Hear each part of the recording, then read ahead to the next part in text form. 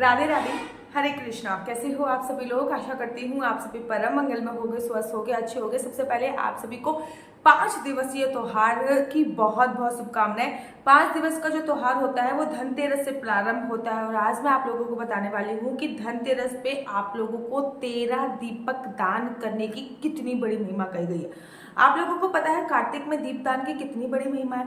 जब कार्तिक में दीपदान की इतनी बड़ी महिमा कही गई है और कार्तिक में सूर्य जो होता है वो अपनी सबसे नीच राशि तुला पे गमन करता है, इसलिए कार्तिक का जो महीना होता है वो सबसे अंधकार में महीना बोला जाता है। और इस अंधकार में महीने में भी जो कार्तिक के जो 5 दिन होते हैं, जो दिवाली से 5 पहले के, धनतेरस से लेकर दिवाली तक के वो दिन होते हैं, अमावस्या से पहले के जो 5 दिन होते हैं वो सबसे अंधकार में दिन होते हैं। और ऐसे में दीपदान की बहुत बहुत बड़ी महिमा कही गई है।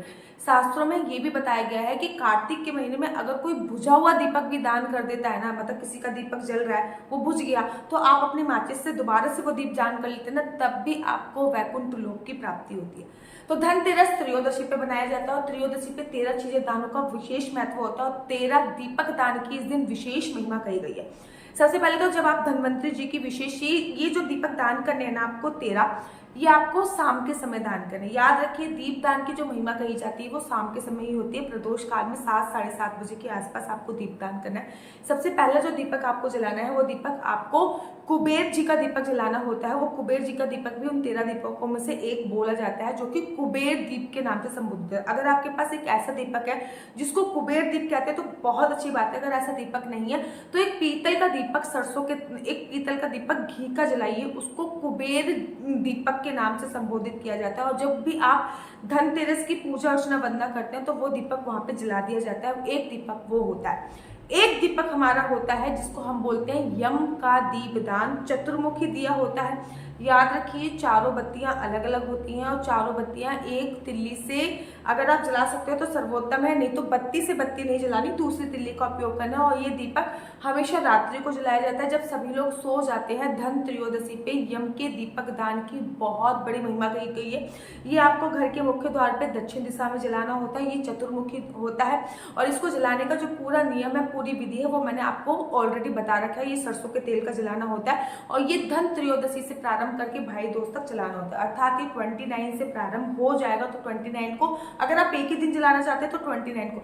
ये तो 2 दिए हो गए। अब बारी आती है 11 बचे हुए दिए आपको कहाँ कहाँ जलाने हैं, क्योंकि धनतेरस पे 13 दीप दान करने की बहुत बड़ी महिमा है। वो 13 दीपक आपको कहाँ कहाँ पे दान कर लेते हैं उसके बारे में भी चर्चा कर लेते हैं।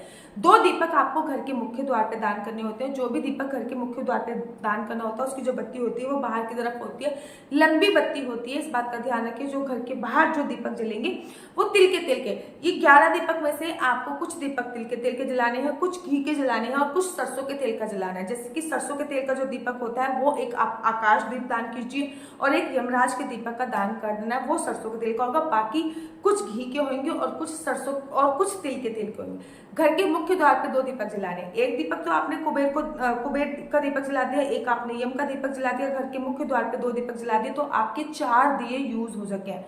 एक दीपक आपको तुलसी दीपक जलाना है तो आपके 5 दीपक जल चुके हैं। अब बारी बची है, 5 दीपक जल चुके हैं। एक दीपक आपको आकाश दीप दान करना है, मतलब छत के ऊपर अपने जलाना है। छत के ऊपर एक नहीं 2 दीपक जलाइए। एक अपने पितरों के नाम का दीपक जलाइए जो कि सरसों के तेल का होगा, एक घी का दीपक जो कि भगवान विष्णु का होगा। तो 2 दीपक आप सरसों के तेल के, एक दीपक आप सरसों के तेल का ऊपर जलाइए और एक घी का दीपक आप ऊपर जलाइए। तो इस प्रकार से आपके दीपक की संख्या 7 हो जाती है।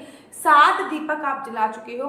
बाकी एक दीपक आप अपने रसोई घर में जरूर और जरूर जलाइए। जो दीपक आप रसोई घर में जला रहे हैं, जो दीपक आप रसोई घर में जला रहे हैं वो गोल बत्ती का जलाया जाता है और वो दीपक हमेशा घी का जलाया जाता है। इस प्रकार से आपके 8 दीप हो जाएंगे। 9वां दीपक अगर आपके घर के आसपास कोई मंदिर है तो आप 9वां दीपक अपने घर के मंदिर में जला सकते हैं। अगर मंदिर नहीं है तो कोई भी देव वृक्ष है, जैसे कि तुलसी का वृक्ष हो गया, केले का वृक्ष हो गया, बट वृक्ष हो गया, अशोक का वृक्ष हो गया, ये 7 देव वृक्ष की श्रेणी में आते हैं। देव वृक्ष है तो उस पर आप जला सकते हैं, पीपल के वृक्ष पे भी जला सकते हैं। उसके बाद आपको घर के हर एक कमरे में एक एक दीपक जला देना है। एक तिजोरी में दीप दान कर देना। प्रभु दीदी तिजोरी में दीप अर्थात आप यहाँ पे भी पैसा रखते हो, जो आपका गल्ला वगैरह होता है वहाँ पे पैसा का हल्का सा दीप उसको दिखा के वो आप मंदिर में रख दीजिएगा। तो वो कहते हैं कि आपने अपने घर की तिजोरी पे एक दीप दान कर दिया। आपके घर पे अगर 3 कमरे हैं तो तीनों में एक एक दीपक आप अवश्य जला देते। तो इस प्रकार से आपको 13 दीपक दान अवश्य करने हैं। 13 में से 5 दीपक घी के जलने हैं। 5 दीपक जो घी के जलेंगे वो कहाँ कहाँ पे जलने हैं? एक तो कुबेर जी के सामने जो कुबेर दीपक है वो जलना है। दूसरा किचन घर में जलना है घी का दीपक। तीसरा तुलसी माता पे घी का दीपक जलना है। चौथा घी का दीपक जो आप अपनी तिजोरी के उसमें जलाएंगे वो चौथा घी का दीपक जलना है। और 5वां जो घी का दीपक जलना है वो आपके घर के बीचों बीच मध्य में रखा जाएगा, वो 5वां घी का दीपक जलना है। बाकी तिल के तेल के 3 आपको सरसों के तेल के दीपक जलाने हैं। सरसों के तेल के कहाँ कहाँ पे जलाने हैं मैं दोबारा रिपीट कर देती हूँ। नंबर 1 यमराज के दीपक जो दीपदान होता है वो सरसों के तेल का होगा। नंबर 2 एक आकाश दीपदान आप सरसों के तेल का करोगे। नंबर तीसरा अगर आप पीपल पे दीपदान कर रहे हो तो आप सरसों के तेल का करोगे। इस बात का आपको ध्यान रखना। बाकी सभी देव वृक्ष पे आप घी का दीपक या फिर तिल के तेल का दीपक जला सकते हो। बाकी आप जो भी दीपक जला रहे हो, जैसे कि घर के मुख्य द्वार पे 2 दीपक जला रहे हो, आकाश में 1 दीपक और दान कर रहे हो, घर के हर एक कमरे में एक एक दीपक जला रहे हो, मंदिर में कहीं दीपक जला रहे हो, अपनी बालकनी में दीपक जला रहे हो, तो वो सभी तिल के तेल के दीपक जलाने। अब दीपक जलाने से पहले उन दीपकों में हल्का हल्का चंदन अवश्य लगा लीजिएगा। चंदन लगा सकते हैं, कुमकुम लगा सकते हैं, हल्दी लगा सकते हैं।